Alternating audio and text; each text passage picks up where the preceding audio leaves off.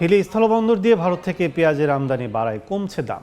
বিস্তারিত জানাতে বন্দর থেকে সরাসরি যুক্ত হচ্ছেন রিপোর্টার শফিকুল ইসলাম শফিক। সরাসরি চলে যাচ্ছে তার কাছে।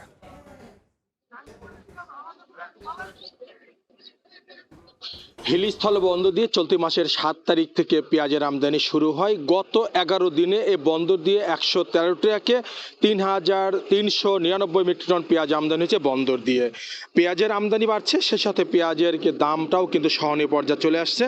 গত 3 থেকে 4 দিন আগে যদি তথ্য বলি, পেঁয়াজের কেজি 80 টাকা থাকলো, সে পেঁয়াজটা গতকালকে বিক্রি হয়েছে 50 থেকে 51 থেকে 52 টাকা পেঁয়াজ কেজি বিক্রি হয়েছে। অর্থাৎ পেঁয়াজের দাম কেজিতে 2 দিনের ব্যবধানে 10 থেকে 12 টাকা পেঁয়াজের দাম কমতির দিকে।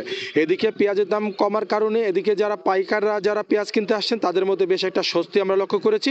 এবং আমদানিকারকরা বলছেন যে যেহেতু সরকার পেঁয়াজের আমদানির যেহেতু অনুমতি দিয়েছে, আইপিটা যদি তাদের জন্য উন্মুক্ত করে দেয়, যদি তারা যদি অনেক পেঁয়াজ আইপি যদি তারা পায়, সেক্ষেত্রে পেঁয়াজের দাম আরও সহনীয় পর্যায়ে চলে আসবে।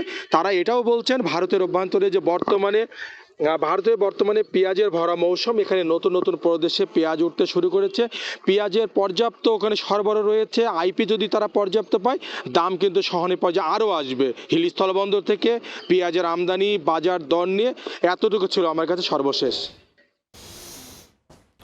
এখন সরাসরি ছিলাম হিলি স্থলবন্দরে।